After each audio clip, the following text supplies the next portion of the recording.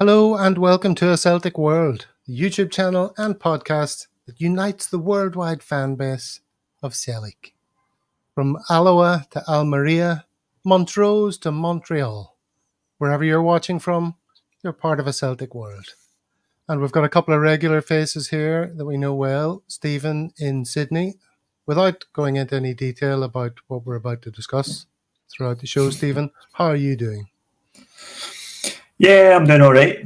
Obviously, it's a bit of a somber weekend in Sydney. There's some fairly horrific events that took place, but it's good to be joining you guys to talk about the Celtic. And hopefully everyone's connections are going to be nice and clear. We've had a few difficulties backstage. Stephen was the best of the three a moment ago, but that was a little bit jumpy for me. Let's see how Brian's doing.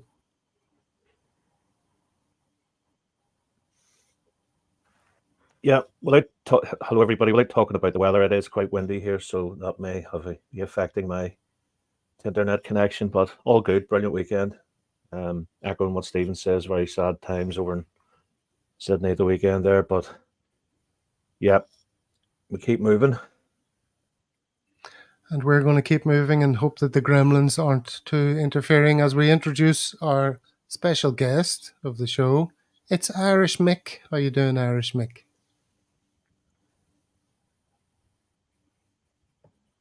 I'm very well, thank you. Thanks for having me on. The internet connection, as you alluded to there, it was kind of all over the place, like the Sefco defence at the weekend. But hopefully it will be a bit stronger, like our defence. Okay, and people in the comments, if anyone's volume needs adjusting, please tell me. We've no way of knowing how clear the broadcast volume is for all the individuals. So if this was a normal day at the office, we'd start with getting to know Irish Mick. And who is Irish Mick? And tell us all about yourself. But obviously, the events of the weekend have been pretty special. So this is what the order of events is going to be today. First of all, we're going to talk about we won, they lost. Hooray! And we're going to revel in that for a while. Then we'll do the St Mirren game in a bit more detail. And then we'll talk to Irish Mick, followed by Celtic socials. So that's the plan of action. Hello to everyone in the comments. Stephen, I've got loads of things to do in this stream. Can I hand over the comment section to you? Because I've got a million things to pull up and I don't think I can handle all of that. Yeah, no worries. So, I'll take care of that. Good man. So hello to everyone in the live chat. If you're watching live or in the comment section, if after the event, feel free to subscribe for more and like that smash button. And also, before we get into it, consider subscribing if you appreciate the absence of adverts on this channel. We don't try and separate you from your money in the name of boilers, boner pills, baldy ball bags. You know, you can keep 100% of your cash by subscribing to Celtic World. So, if that's something you appreciate, you know what to do. All right, so we won and they lost. It's party time on social media, I think it's fair to say. So I wanted to just start with a bit of fun in that sort of area, checking that all out, all the audio, the videos and stuff, but also a little bit of audio to introduce that. This was sent in by Paddy Lavery from Belfast. Alexa, has Ross County Football Club ever beaten Rangers? Good afternoon, Rachel, from STV.TV. Ross County have never beaten Rangers in their entire history. Oh, they fucking have new! Get it up, yay! So I can assume by the reactions you all heard that. I hope that came across at home. That was from Paddy Lavery. So should we just run through some of these things and you can chip in for a laugh about the events? Stephen, you can start as I introduce this. Chi McGee, he looked shaken to me.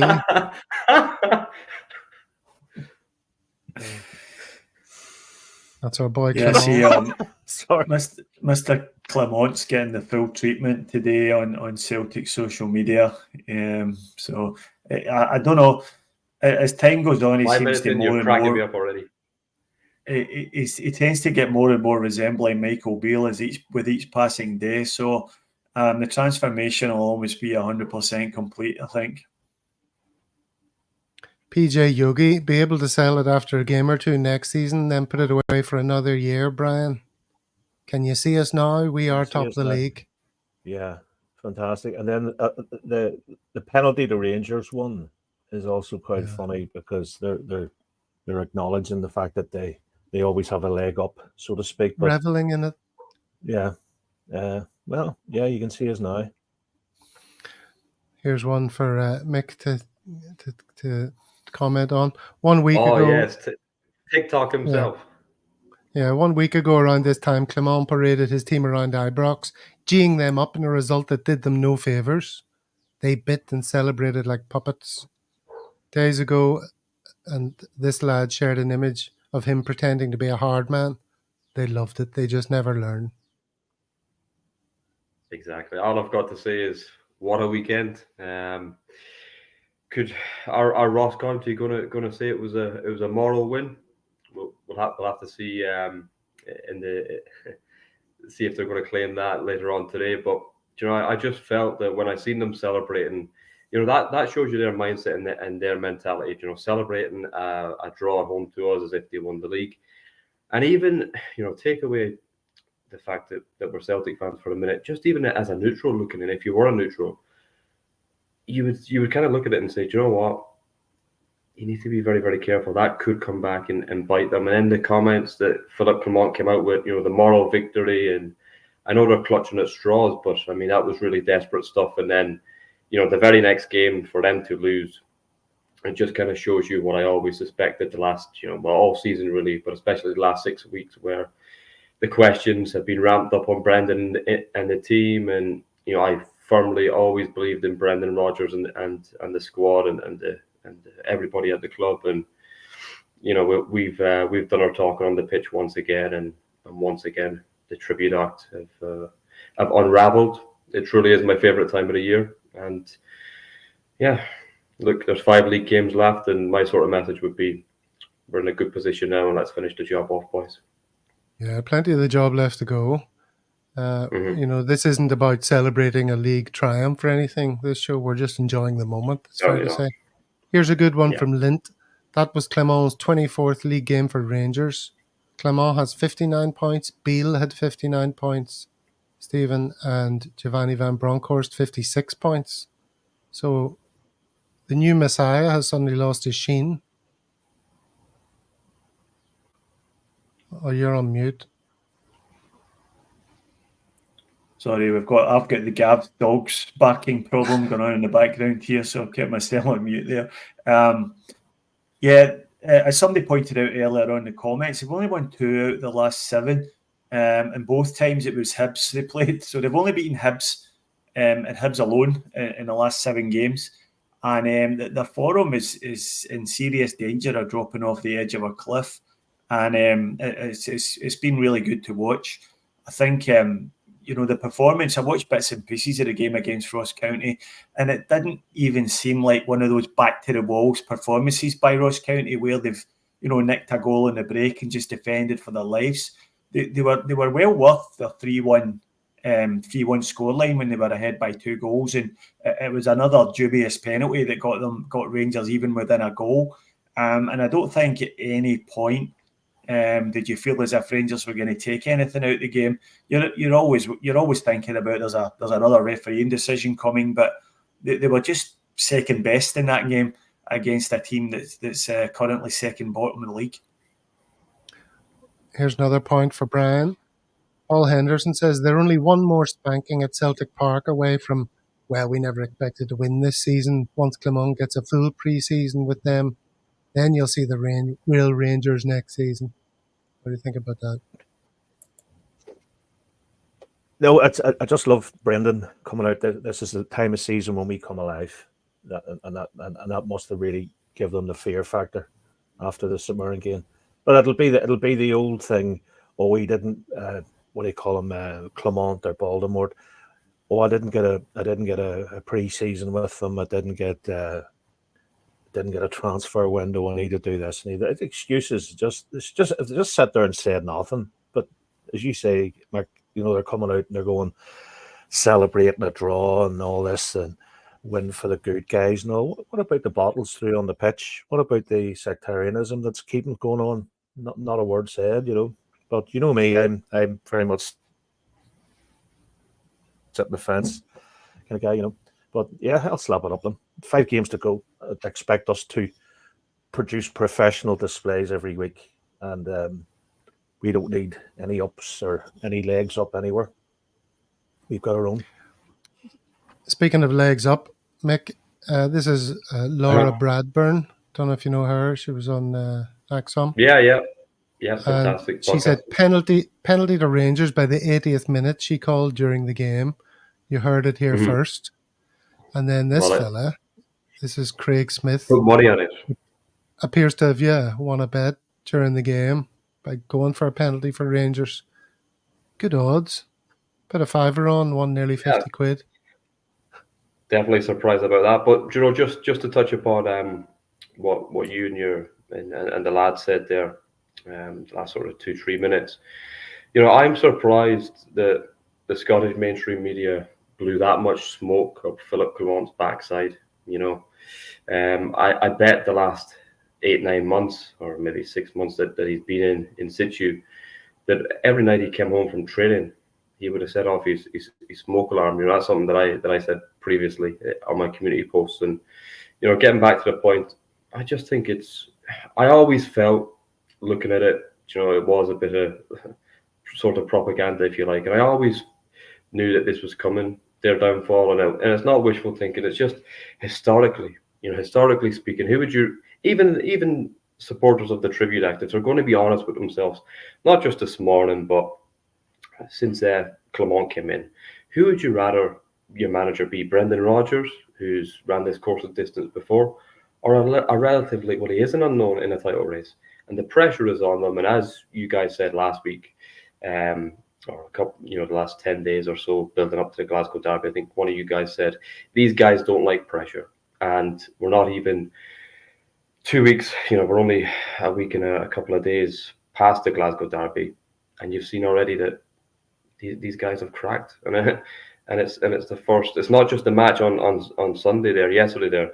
It's the way that they've come out with statement after statement in regards to the postponement of their match against Dundee, and it truly is unraveling. And Callum's words are coming true. And as I say, I'm really calm because we done a little preview, but I didn't release it. We spoke before the Glasgow derby, Gav, yourself and I, and I said to you, I watched all the build-up, etc., Brendan's pre-match comments, and he was really calm. And that's one thing that has struck me about Brendan the last couple of weeks when the pressure has maybe been on a wee bit more. He's remarkably calm, and I just think that this is a man who's been here before. I think he thrives under the pressure. You see that with his comments, and most importantly, you see that in his results. So, for me, there's only one. Brendanrodgers is by far the best manager in the country, and we're seeing that now. And we'll see it in the last 5 games, especially.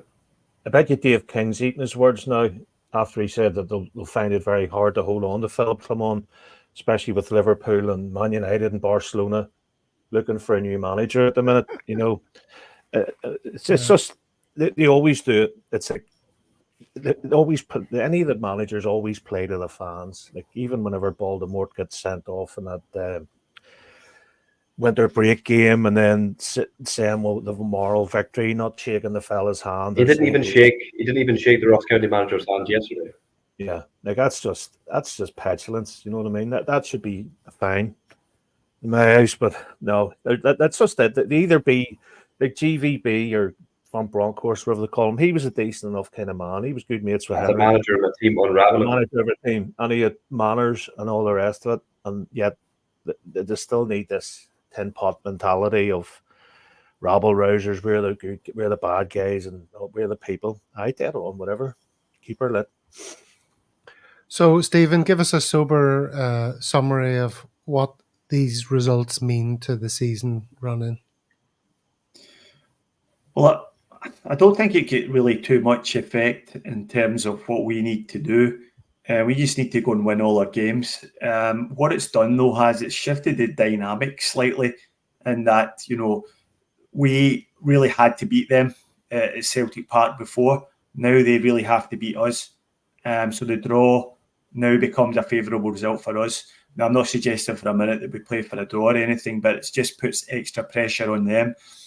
And I think if you wind back a couple of weeks to just before the Livingston game, then we spoke then about how we felt that it was worth risking Hatate and McGregor, and Cameron Carter-Vickers on the surface at Livingston, because we felt that one more defeat or draw would be fatal for our title chances. And I think that's flipped round now, and that one more defeat or draw would be fatal for their title chances. And if they were to, for instance, lose at Dundee on Wednesday night, I think it's more or less done and dusted after that, because we would be able to put some real serious daylight between us and them. As it happens, all we need to do now is we can put them away, basically, when we play them. If we play them and we're still, even if they win against Dundee, they're a point behind us. If we beat them at Celtic Park and go 4 points clear, I don't see them coming back from that. And albeit, we've got our own challenges with a couple of difficult away games, but I think that's the narrative now, is that they are now perilously close to the sort of collapse that will see us winning the league fairly comfortably. Does anyone think that both of the two Glasgow teams are going to drop points against other clubs?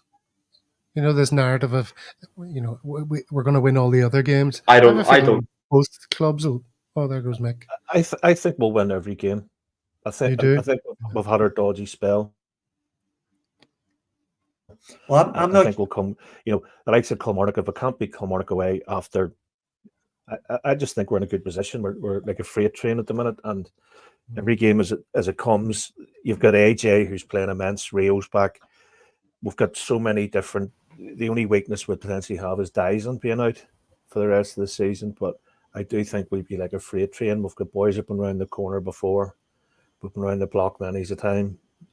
So, yeah, as Brendan says, it's the time of season when we come alive. Mick, what were you going to say before you disappeared into the ether? Yeah, I was getting suspicious there. The internet was working so well, but no, I genuinely believe that we're going to win. We're going to win every single game this season that's left, both in the league and the cup. I really believe that. And look, I might look silly at the end of the season, but I really firmly believe that. And because of the points that I previously stated there, Brendanrodgers, this is a man who has ran this course and distance before. Callum McGregor is a man who has ran this course and distance before. Callum McGregor has 20 major trophies for Celtic and counting, and he's going to add at least one more to that, and I think 2 this season. This squad, and it's not arrogance, in my opinion, and factually speaking, you can't argue with the trophy haul. Whatever, what the last 1, 2, 3, 4, 5, 6, 7, or even since 2012, since this new Rangers came into, since their very inception, whatever number of years you want to give it, Celtic have been dominant, and you can even go back to 2000 and include the original Rangers there. Celtic, we've been far and away the best team in Scotland, and quite frankly, we have been since 1888. But getting back to the point, this is we've got the best manager in Scotland, we've got the best squad in Scotland, the best starting 11. I genuinely believe that. But it's the mentality of this group. It's how Brendan is managing the situation. I believe the sort of result against Hearts away in that period, and the sort of dropping the points against Kilmarnock at home as well. That period of the season, you can even go back, time and time again, this squad of players, particularly this season under Brendan, question after question after question. They've been questioned all season. The media have been at them and at them and at them and at them all season, and we've kept them their answer. And I hope, and my message to as a fan, my message to the players and everybody at the club is, look, they've been at us and at us and at us and at us and at us all season. We're in a good position now. Let's give them the answer. They've questioned you all season, lads. They've said that we can't win the league. We're falling apart. Clement is the best thing since Jesus Christ. Well, the questions have been asked from the media. Now, in the 5 remaining league games, let's answer them. That'll be my sort of message. Okay, well, we started doing so in this game against St Mirren, so maybe we should turn our attention to that and run through some of the stills of the most important moments. Absolutely.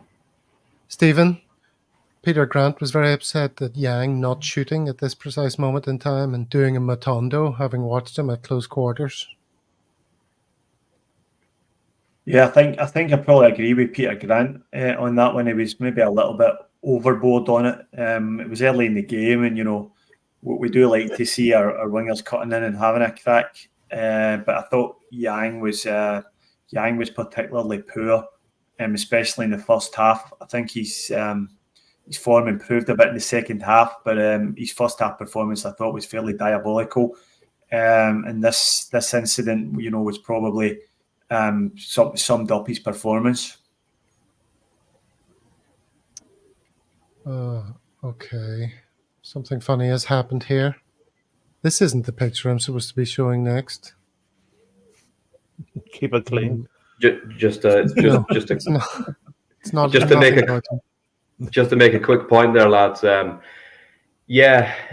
suppose he did go over the top there, saying the commentator Peter Grant did go over the top there, saying he could have done a Matondo, but I think I'd be far more happy if Yang can do a Callum McGregor and pick up the league title at the end of the season, as opposed to a goal. I think that's the most important thing. Okay. Now I've got quite a lot of stills here, so we better run through them relatively quickly. This is on 13 minutes. Simulation by Richard Akinfolarin Taylor. Remember this?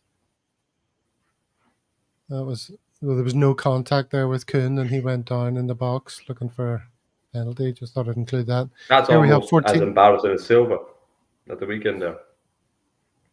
Not quite as embarrassing as... Nothing could be as embarrassing as Silva, surely. Did he get booked? Yeah. Here's Johnson's poor Still cross. Nonetheless. If you watch this here, you see Johnson's whipping in a cross there, but he puts it far too close to the defender. And O'Reilly has the run on this guy. And unfortunately, the cross was just too close to the defender. I thought I had another shot of that. But anyway, that was on 14 minutes. 25 minutes, chance for ST. Oh, no, chance for St Mirren. 25 minutes. They had a moment in the box. Kuhn to O'Reilly blocked. Oh, yes, here's O'Reilly screaming for the ball. Do you remember this, Brian? Or this was in the first half. Maybe you don't. I'll go on to Mick. Mick, you see O'Reilly calling for it there. And then Kuhn... Yeah, he should have given it up to him. He should have given it to him there, yeah. But he did give it to him, but then he sort of side-footed it into a bunch of players. O'Reilly never puts his laces maybe a bit quicker as well. Yeah. Not particularly, but I'm really impressed with Matt O'Reilly. He's came in for some criticism this year, but I still firmly believe in him, and I think he's going to be crucial in the last 5 league games and the Scottish Cup games as well. Hopefully, we can get especially with that, especially that move to Atletico on the horizon, And this is a moment where our Polish defender right. was nearly tricked into a yellow card. Stephen, do you recall this? Yeah, that incident doesn't jump out at me, Gav. You can clearly see there that he's not. There's been no contact. So I think a yellow card would have been extraordinarily harsh there. But the big striker, he's a bit of a handful, and I thought both Nawrocki and Carter Vickers done a decent job on him. Well, you did a decent job on the pronunciation of Nawrocki there. I noticed that the 2 commentators both got it wrong, and they went for the first 2 options in this very short snippet. Nawrocki.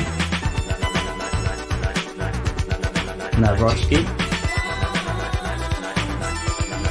Nawrocki.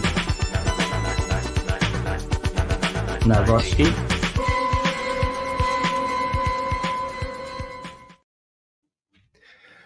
Nawrocki, Mick, have you mastered the pronunciation of his name? Nawrocki.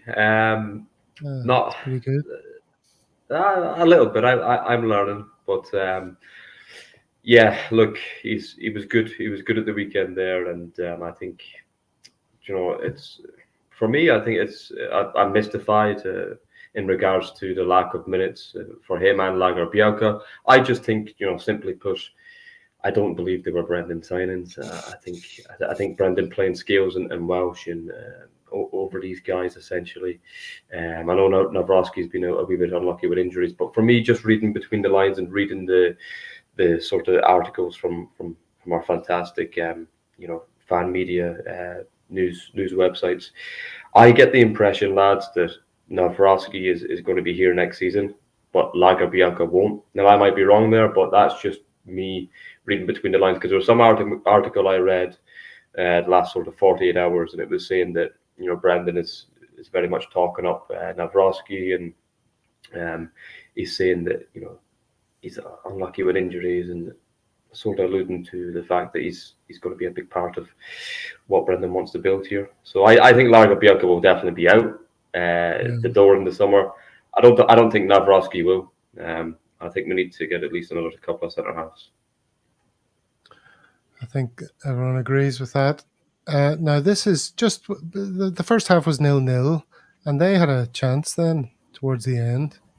45 minutes, a shot from Olusanya, who started his career at the mighty AFC Wimbledon at the age of 18. Everyone's favourite London club, right, Brian? Did he? Was he like ball boy, or what do you call it, the nets or something? No, he was a young, promising striker who's Getting the risen to the strawberries and dizzy cream. heights of St Mirren. Getting the strawberries and cream out on work experience. I see Paddy Lavery's in the house. Paddy, you missed, you got a name check earlier on in the show when we played your audio that you kindly sent us. So if you missed that at the start of the show, Get the you'll jelly have and to ice cream out. rewatch it. So at the end of this first half, I don't know if any of you picked up this, but I'd like to play what our very good friend Hugh Keevans had to say. Celtic was 0-0 at half-time. Well, what did that mean for the title? Here's what the wonderful sage of football, Hugh Keevans, had to say. This is shaping up to be the biggest 45 minutes so far of the season, purely because it's here in the present and they know the job it needs done. Hugh's right. If they don't get the job done and they slip up, it's gone. Oh, it has gone, because Rangers will beat Ross County tomorrow and will go top and extend their lead at the top wherever the match against Dundee is played midweek. If Celtic conform to the Keevans metric, a draw is a disaster, a defeat's a catastrophe. They are blowing the league, and they have 45 minutes to disprove my theory. Good job, we disproved this. Yeah. He should try and prove that he's actually a Celtic fan, or just say nothing. You know what I mean? And the first half, with the amount of bags running around there, the wind was terrible. It was shocking. How could you play football on that? And again, St Mirren, I don't think he's noticed that players were going down like a sack of shit, running the clock down on 15 minutes. Did anyone notice that? Of course. Greg Kilty down for the second injury in 15 minutes. I mean, that's their game plan. I mean, your man Robinson, Lamont's been on the phone to him, right, lads, do what you can to get help the lads maybe. But there we go. What I was hoping from playing that little super scoreboard snippet was to give Stephen maybe a chance to vent his spleen about Hugh Keevans. So take it away, Stephen. Yeah, I mean, he's just the absolute ballsack of the highest order, isn't he? I can't stand Hugh Keevans. I think I can't stand Hugh Keevans even more than I can't stand some of the blatant Hun commentators out there, because it's all this nudge, nudge, wink, wink stuff. I'm really a Celtic man, so I can say what I want about Celtic. Shut the fuck up. We all know you just bought into the narrative that the Scottish media likes to push. And I don't give a toss if he's written 3, 5, 10 books about Celtic, or whether he knew Tommy Burns very well, he's a friend of the family. He's an absolute twat. And some of the bollocks he's coming out with about Celtic these days is just absolute risible nonsense. And to be honest, I don't listen to Radio Clyde for that reason. It just does my head in. But that's just the latest in a whole pile of crap that he tends to serve up these days. Sport, you know what I mean? They're always running the club down. It's bullshit. It's like the Sun, who cares? Sky Sports is another one. Just right-wing Tory bastards, excuse my language. And who cares? And I hate his voice. I know people probably hate his voice is so I hate annoying. his voice. It's like, he needs a glass of water. Yep, exactly. At all times. Dehydrated. We spoke about his contribution to the Celtic Exchange thing. Yeah. And when he done the show about about when the club was in danger of getting out of business, and that was great. And when you see him speaking about things like that, then you can tell there's Celtic in his background anyway. He goes on about how he's on that show. I don't know if you had a chance to listen to it. He talks about how his grandchildren all go to Celtic games now, and his children are all Celtic fans. And he just stopped short of saying, obviously, I'm a Celtic fan, but that sort of stuff doesn't wash when your next appearance in public to the whole country and you're just absolutely slaughtering the club for no reason. Half time in the game to go on like that, in a title race as close as it is just absolute nonsense. He's just playing to the audience. Let's get on with the second half. 49 minutes. Kyogo gets in CCV's way. Brian, do you recall this moment? Could have come through to Cameron Carter-Vickers. Yeah, was there a free kick? It was a cross, at least. I'm not sure if it was a free kick. May have been. I don't know exactly. But anyway, nothing came of that. And now we're on to the Hatate goal. You can see Hatate on the left of the screen there, calling for it. You can see he sees all this space, all this delicious space just there. Yeah. He's like, square it. AJ. Ball comes to him. Great space for a goal. Yeah. Brian, shows you what he brings to the team. Hatate's swiftness of feet. So important in what we do. Yeah, so important.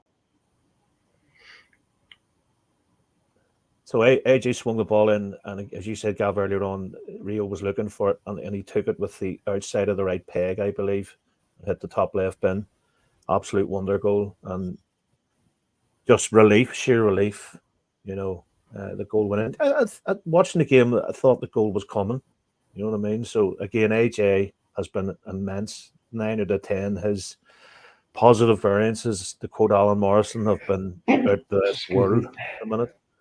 So again, there's the bag that Brendan was talking about that slipped up, took out CCV. Yeah. Nobody else could have scored that goal, Mick. Nobody else on the pitch. No. Nobody else in Scottish football. How quickly he adjusted and got it away. Exactly, and that's what he brings to the team. He's so important. He's an integral part. There's no doubt about it. Same with Callum McGregor and it's great to have those lads back for the run-in. Also, look, it's obviously, I feel I don't want to focus on the negative news, but obviously it looks as if Idah is going to be missing the rest of the season. But look, I still think Adam Idah's came off the bench again and scored, so I think there's definitely lads there that will make sure that we don't miss Idah as huge as he is. But getting back to the goal, yeah, very good goal, finally taken, very calm. He looked for the space, and there's only one thing in his mind when he's sort of angling towards the goal, and it's a beautiful finish there. So yeah. And we're talking about the stuff all over the pitch here. Okay, do you want to keep talking about the goal, Stephen? Yeah, I just wanted to mention how early he took it. I think that's what flummoxed the goalkeeper. He just took it really early, without even really breaking stride. He took one touch to get the ball into space and then just cracked it without pulling his leg back, without any great swing with the leg. It was just such a precision strike. And you're right, there's nobody in the league scoring that goal except him. It's an absolute great strike. Well, I wish we could show the actual goal, but of course, for copyright reasons, we can't. But you probably saw this in the group chat, Stephen and Brian. But Mickey from Rome, his son Killian, who they recreate famous goals in their back garden. Killian, who's got the eye condition, they had a go at the Hatate goal. Would you like to see that? All Very the way much, please. from outside of Roma. Johnson takes the ball away from Taylor, stabs it towards Hatate inside the box. Hatate! Oh. One touch! And he strikes it into the top corner. The break of the ball goes to Real Hatate, and there was nothing that Zach Hemmings could do. 51 minutes on the clock, and Real Hatate has given Celtic the lead with a glorious goal. Well, people ask you what's the difference between ordinary players and good players. These guys win your games of football. He's had a fantastic touch, but then he's lashed it. And two goalkeepers wouldn't have saved it, to be fair to him. And we've said he's got in the positions at the edge of the box, and a few times in the first half.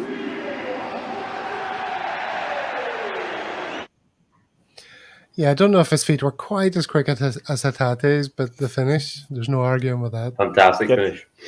Get Killian signed up. All right, back to the game then. All the crap that was flying about. The streamers you see here, this is Gogic and Kyogo, I think, going for the ball. The ball's somewhere in here. Look at all this crap. That's so distracting, isn't it? Yeah, someone should have stopped playing and cleared it, really. You know, you don't mind 1 or 2 bits, but that is... Yeah. At least it's not bobbles, Mick.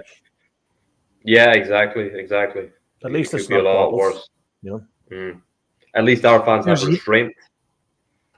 Well, I wonder at times like this. This is Yang's fresh air shot. Do you remember this? The ball came across, and all he had to do was, get on it. Look at that. The ball's coming to him. But, I mean, I'm not going to say that one streamer in the way maybe should have been a goal there, really. Him.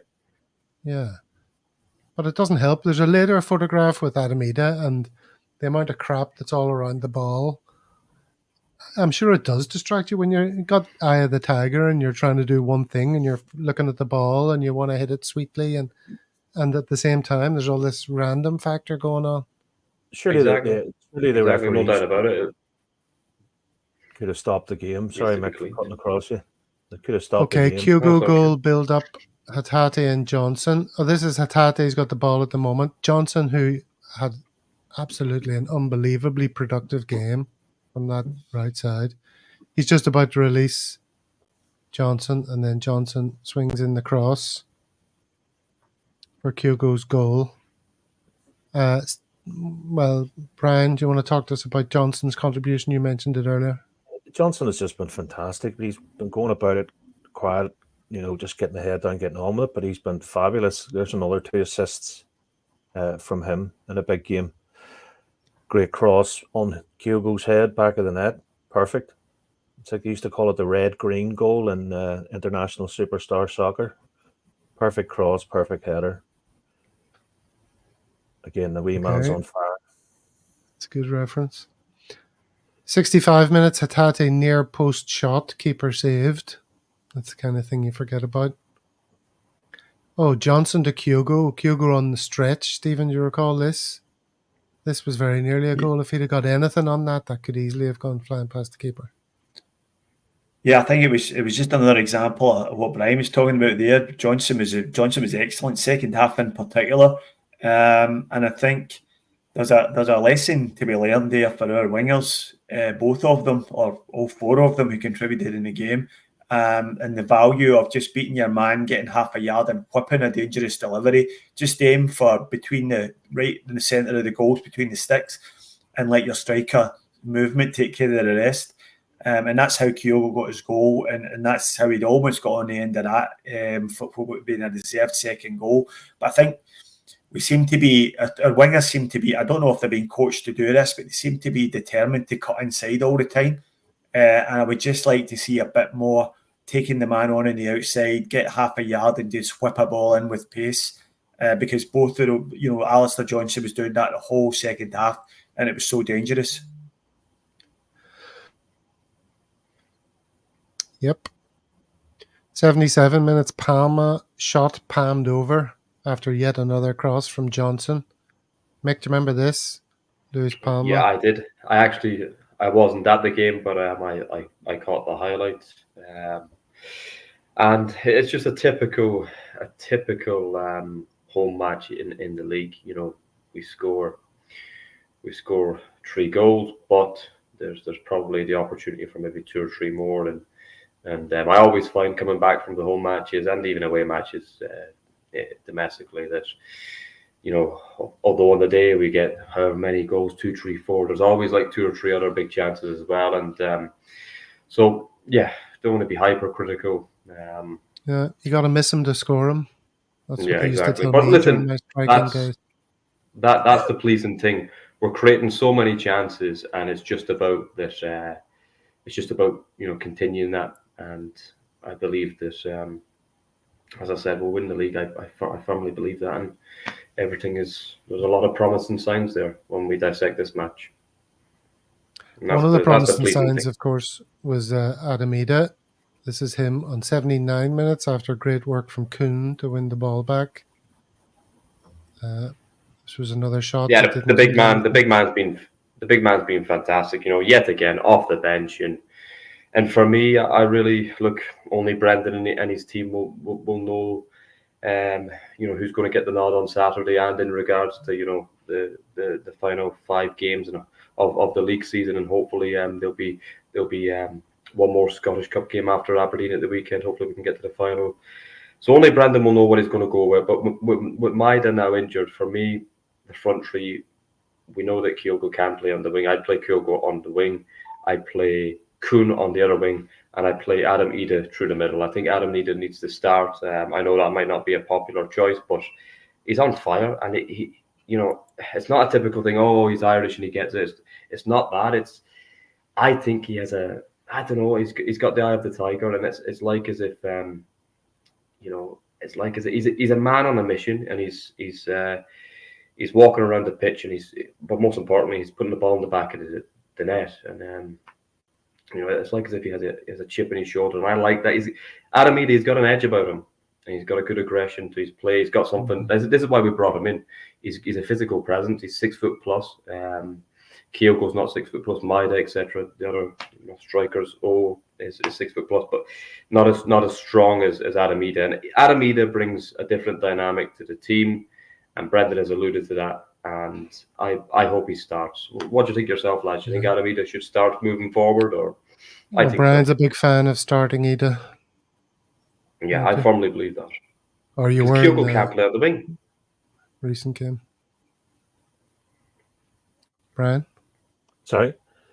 You were rooting for Idah to make a start not long ago. Yeah, he seems to have it all. He's got a bit of pace about him. He's got the power. He's got presence. He does it in the big stage. Look at those 2 penalties.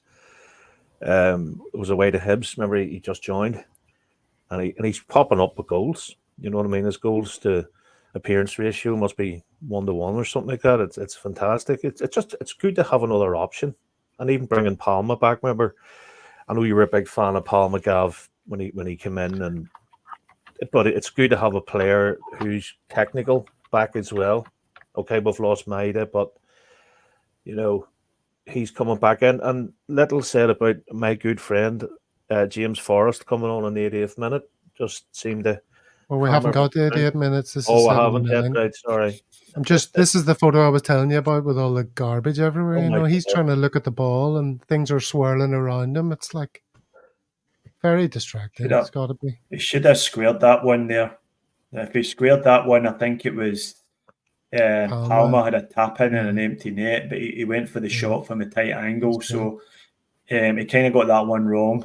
And I think it was Palma in the middle was a bit annoyed he didn't square it. And this is the Forest shot that went wide. He wasn't really set, as you can see there. He's kind of slightly off balance, but he did well to get the shot away. It just went slightly wide.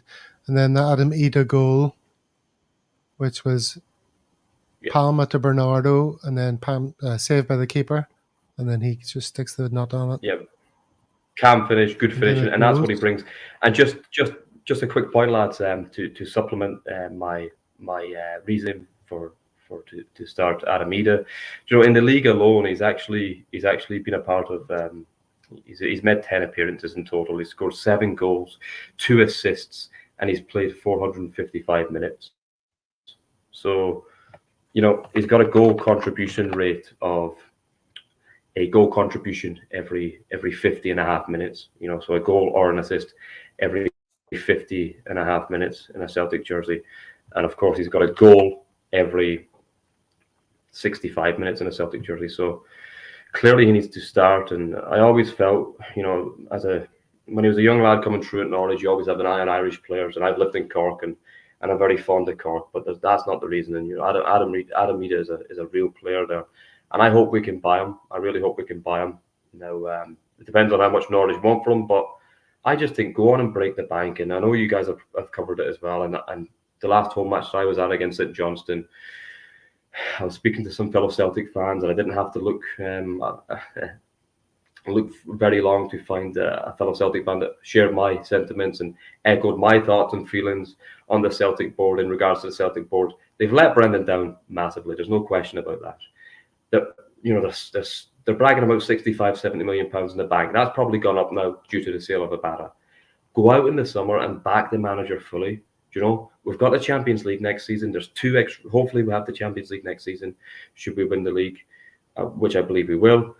There's 2 extra games in the Champions League. That gives us a total of 8 matches, 4 matches at home. I think a realistic ambition should be to go out and win 1 or 2 matches at home and then build from there.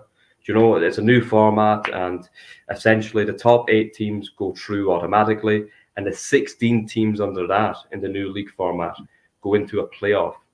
And so you're trying to tell me that Celtic should not be aiming to be in the top 24. Let's be honest. Let's be honest. Let's not have deluded them all like Sevco. We're looking at anywhere, any position in the 16 under the top 8 to get into that playoff. The next after the league format. So I think we should be aiming for at least 1 or 2 victories at home and try to pick up points away as well, and maybe get a draw at home as well. Look, it's obviously I'm going to have to stop it's you. Handy. It's a new format, and what I've found playing it. What I found. We're not going to get to talk to you. Essentially, Mick, just 1 point. Irish Mick is 10 or 11, about 11 or 12 points. 11 or 12 points kind of get you in that top 24. So hopefully we should be aiming for 10 or 11 or 12 points.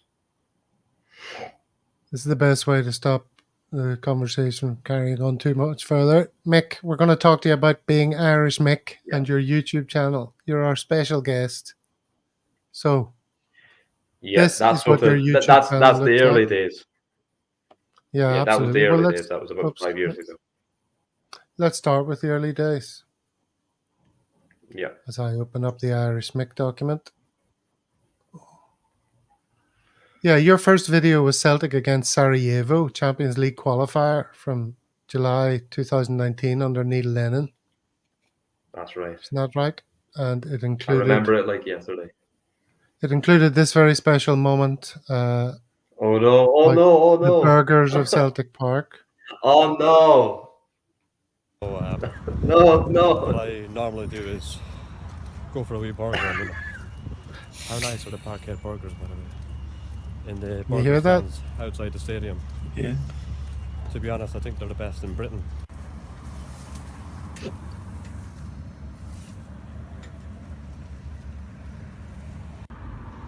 I opened this bad boy up for you, right? Let's get a taste test. Alright, let's get a little taste test for you guys.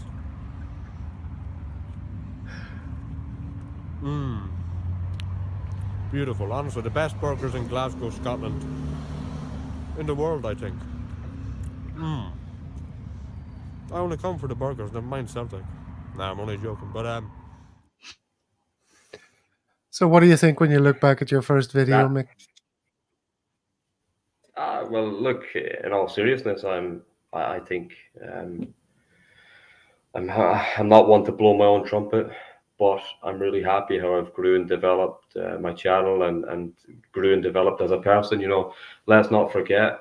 I'm sorry to make you guys feel old, but I started my channel. I had just turned 22, and now I'm about to turn 27 in the end of May. So I think naturally you do grow and develop, and you've seen that in my content. And as I said, this is kind of the really older stuff, and we will go to the more recent stuff.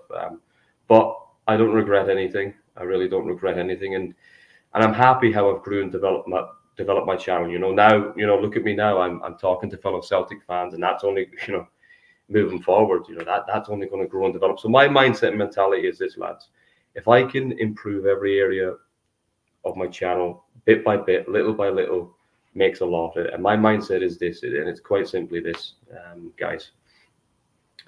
Every single video, if I can make one area of the video 1% better, then over time that will show. So if one video I go into the next match and I kind of think, right, let's get the presenting skill, let's do a better job in the presenting. Then the next video, let's mix up the questions when I'm interviewing fellow Celtic fans. Or the next one, let's try crack more jokes, whatever it may be, whatever side of the video it is. That's my mindset, just constantly keeping improving, and I'm really calm about my channel. That's interesting, because you talk about growth and improvement, Mick. Yeah. But like from your very earliest videos, you were getting thousands of views. Your first video got 3,500. These numbers here, these obviously that didn't happen. 24,000, 12,000, 9,500. So you hit the ground running, it's fair to say. Yeah, obviously that wasn't overnight, because I can remember the first couple of vlogs. I can remember really, really celebrating, my first 100 subscribers and the first the first couple of 100 views. That was amazing, and so I can't forget where I've came from, and I grew it from scratch, and that's why I'm really happy. But look, I'm just so lucky that I support such a huge club, and I think those numbers are not really down to me. I think it's more down to the Celtic being a huge club and the best fans. And some in of the the world. amazing moments that you captured, like this one. Mm-hmm. Yeah, I really enjoyed that one.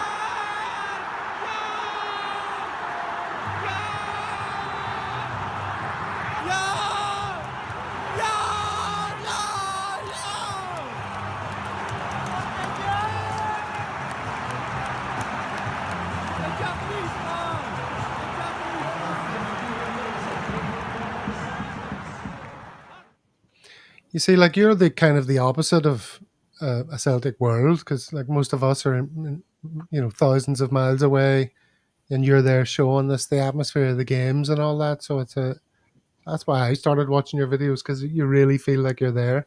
So you must have been one of like the earliest vloggers around. When you started doing it, did people wonder what the hell you were playing at? Talking to a GoPro or whatever? Well, just in regards to that, I think it was going, the football vlogging scene, if you like, was going for a good maybe 3, 4, 5 years, generally speaking, and there around football, and there were people that were doing vlogs as well before I started my channel at Celtic Park. And look, I'm never one to put others down or be disrespectful, although other people have went on other podcasts and spoke about how when they came into the vlogging scene, that no one was doing it. Well, that's funny, because I was there, a good year and a half, 2 years before them, and I'm here after them, haven't I? So, but for me, I'm always really respectful to anybody who's came before or after or during. And for me, there was a lot of great people doing it before, and I just felt that I could bring something different. And there's lots of great people that have joined as well, and so I'm always really really positive about everybody else in the Celtic media, Celtic fan media world. That's not always reciprocated to me for whatever reason, but as I've said before on another podcast, I have no problem with anybody in the Celtic fan media world. Mm-hmm.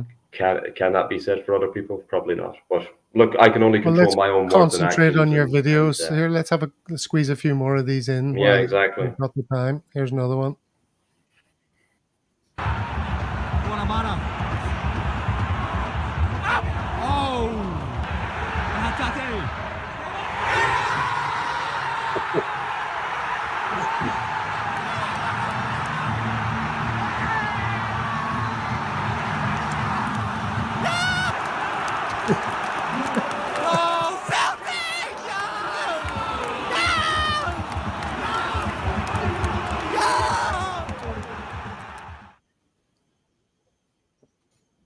One question: do you ever get people getting annoyed by Yeah. you doing vlogs? Like people in the crowd are like, "Put your bloody camera away and watch the game." Nobody's ever said that to me. I've never seen any experiences like that. And I really enjoyed that one, you know. And I suppose if anybody's looking at my channel, people would probably say, "Oh, there's maybe been one or two bigger moments in regards to the views." You know, I've only been to one Premier League match, and that sort of went well. Liverpool against Man City. Mohamed Salah scored a really good goal. But for me, I'm not a Liverpool fan. I'm just a Celtic fan, and yeah. So the Hatate goal and night is what meant more to me than a Celtic fan. Yeah, I quite enjoyed that moment.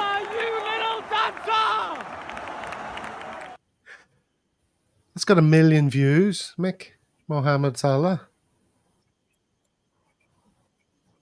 Yeah, it was crazy. I was really surprised by that.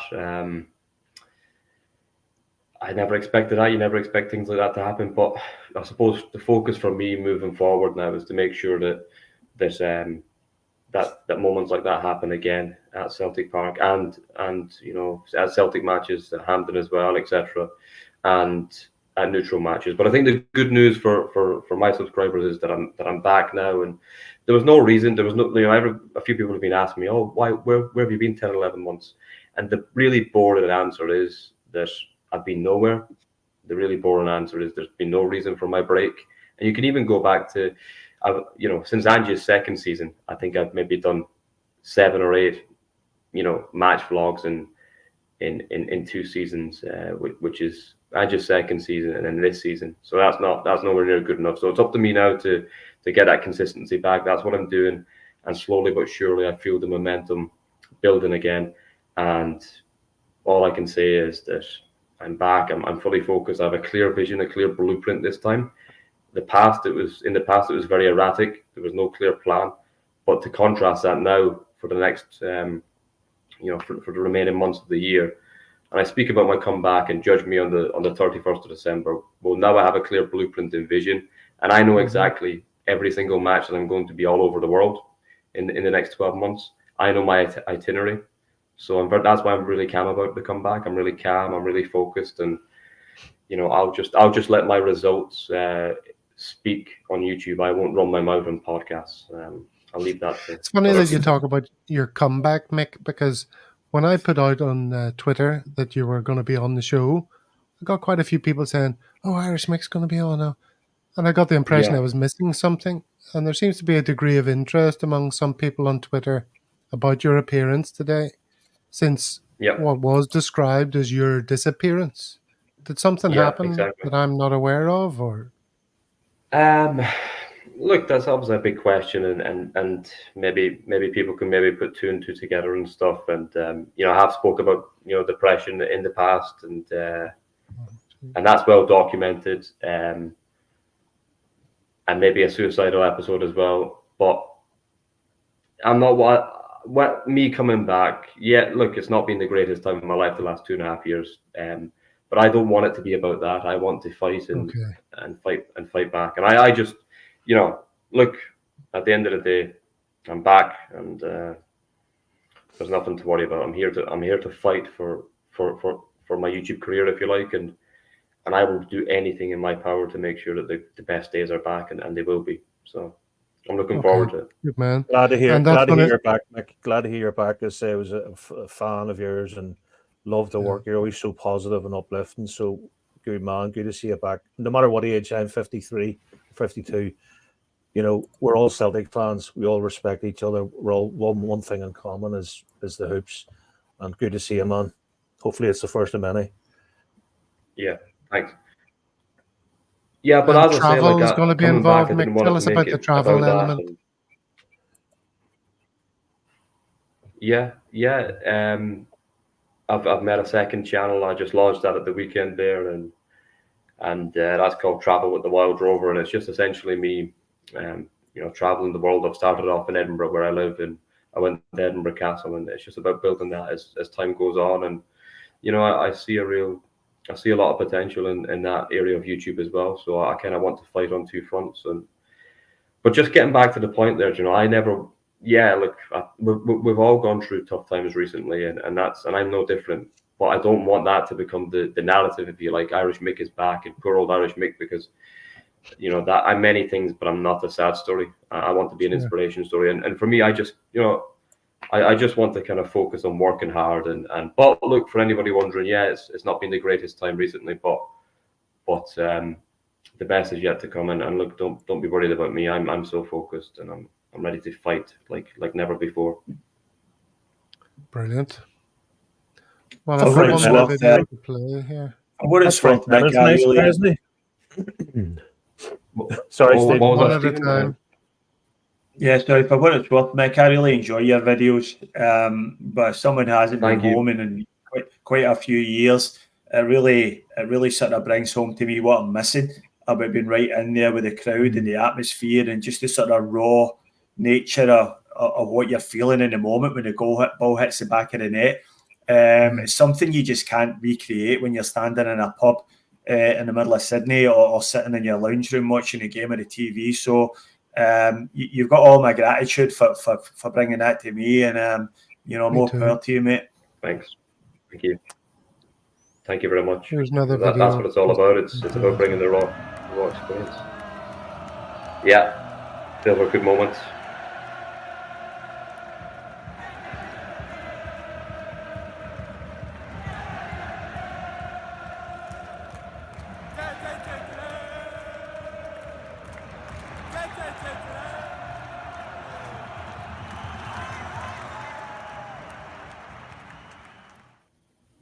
Yeah, you're putting us right there when we watch your videos, so that's awesome. Thank you very Okay, much. good stuff. Is there anything else you want to say, Mick, before we move on to close the show out with Celtic social media? Just that. Look, thanks to everybody for the support, and but for me, I just want this comeback to be about me coming back and making my channel better than ever. My message to my subscribers would be this: we're back now, and maybe it's going to take a little bit of time to sort of get back to where we were. But as I said, the reason why I'm really calm is because I know what I've booked up, and maybe it's me being very critical of myself, and because I'm really harsh on myself, saying this, get the comeback, if you like, because we've still done relatively well the last however long, but for me, it's just about making sure that the best days are back again, and even better than ever. And that's exactly, I pledge that to my subscribers tonight. I proclaim that today to my subscribers, and ultimately, just one last point for 30 seconds. My message is that I'm back. That the great thing for my subscribers is that there's not just going to be more consistency in terms of more Celtic games than ever. Psychologically, it was huge to go to Livingston away. Up until that, I had only been to one away match. That was Hibs away in 2019, September 2019. But we already, psychologically, it was huge to equal our away tally just 4 or 5 weeks into the comeback. So that's huge. That's my intentions. That was sort of a statement of intent, if you like. And so not only is there going to be more Celtic vlogs than ever home and away, there's also going to be a consistency of like the Derby della Madonnina matches all over the world, plus the Premier League. We've only been to one match abroad. It went quite well. AC Milan, Inter Milan, and then also Man City, Liverpool at Anfield. So it's just about building that up. But listen, my heart is at Celtic. Celtic's the only team I love, and that's what makes me happy. And it's about continuing that, and then going abroad into England is a bonus. But I just want to focus on the team that I love, and that's it. Right. Good man. Okay, well, let's close it out then with some Celtic social media. Now, I'm going to go first in honour of, or to mark the fact that we have 3 Irishmen on the show tonight. I'm going to honour another famous Irishman, which is over 35 years ago, Dennis Taylor won the 1985 World Snooker Championship final against world champion Steve Davis. Well done, Dennis. A true legend. There you go. There's Dennis Taylor. Brilliant. You know who that is? I mean, used to wear his glasses upside down. Sam Smith, the singer. That's right. He's the image of Dennis Taylor. He doesn't have the greatest right hand as Dennis. Is that a snooker reference or something sexual and smutty? Definitely not from me. Not from me. And saying that, Dennis was fond of the ladies, allegedly. So an ex-boss of mine told me. Okay. There we go. Fair play. Whose is this now about Broxy? Oh, this is you, Brian, isn't it? This is from the Free Rogic International. Can you make it bigger? Say the bishop to the actress. Let's show a picture of Broxy landing. And I didn't even know who Broxy was. Broxy is the bear. Broxy the bear, yeah. So again, back up if you don't mind. Yeah, so Broxy's taking 9 prisoners today. He's coming out in hot today at the Highlands, no messing about the 9. We need a big performance of the day. Let's get it right up to them. The final whistle. Make sure we leave Ross County on a high. With 3 points in the bag. We're flying high. We are the people. Well, only come back with 0. Yeah, ball bag. Very good. Shagger Taylor. Oh, and this is a good one from Steve. Yeah, this is sort of this year's equivalent of, last year's one where it was you get to fuck, and you get to fuck as well. So now everybody's getting told to get to fuck. And I just love the wee guy with the specs who comes in at the end to just underline the whole thing by telling them all to fuck off. So. He's been the subject of some individual memes where they reckon he's McLovin. Yeah. Remember McLovin from that show? Yeah. Super bad. Super bad. I've also seen the guy in the top corner, the old fella there waving his black sleeved arm. And the question was, is he saying what I think he's saying? See if you can lip read what he's saying. Oh, that doesn't help. Yeah, there's a lot of angry bears there, and what a delight it is to see.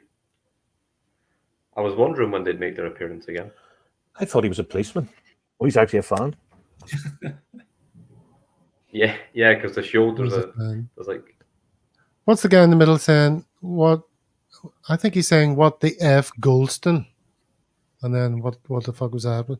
And the other guy in the top might be saying something of a racial nature. Mm. Oh, the guy there with his hands outstretched, it's been commented today that he has a likeness of John Beaton about him. Oh, he does, the guy in the middle, yeah. And Bobby so I'm not sure if it may be related to the Crown Bar John Beaton. Bells Hill Lyle. Wouldn't surprise me. I mean, it wouldn't be like their fan base to be saying racist stuff, surely. No, of course not. Huh? How dare you, Gav? How dare you? What's the thing? They are the people. That was a slogan, like a club for everyone, anyone. Well, I'm just glad that I support a club that has truly been open to all since 1888. Exactly. And that's why I'm happy to. Just like Celtic is open to all, we are open to all. And thank you for everyone in the comments section who's been leaving comments. Stephen did a decent job of flashing them up there. Although, for obvious reasons, we had a lot to cover, so we didn't have a huge amount of time. I've got a couple of other sections that we didn't talk about at all. We're not going to talk about the cup game tonight. I'll just put out a quick plea. Does anybody know of an app that we can use to set up a predictions league for only Celtic games next season? That kind of thing must exist. Where you create a predictions league and you tick, do you want SPFL or just an individual club's results, one club's results? That must be possible. Any contributors, regular viewers can join in as well, and then we could have a whole league going next season. That would be fun, wouldn't it? See how we get on against Plunge McNugget, Monty, Frank Brennan, bottom of the table. That'd be hilarious. Only joking, Frank, only joking. But if anyone knows of such an app, let us know. Or if anybody, there's Stephen, Brian, Mick. The Premier League one, but I don't know if good people at the Scottish Football. Yeah, there will be an app out there. It's on the tip of my tongue, but I'm sure there is an app out there. That should be easily sorted. But can you just select one club as opposed to a whole division? We don't want to be, predicting St Johnstone against St Mirren. Just Celtic games. There must be something. There must be something out away there. tomorrow. Hopefully. May not be Well, there. I'm putting it out there to the wonderful Celtic World community. Thank you very much for taking part as always. Hail to James and everybody else there. Mick, you seem to go down a treat. Everyone's wishing you very well in the comments. Thank you very much for being with us today. Absolute pleasure, and hopefully do it again sometime soon. Yeah. Absolutely. And we'll be certainly doing it again with regulars Brian and Stephen. Thank you, gents. Hail, lovely to see you, Mick. Good luck with the new channel or with the travels with a wild rover. I look forward to that. Thank you, guys. God bless everybody. Take care. Yeah. Okay. Hail. Until next time. Cheery bye.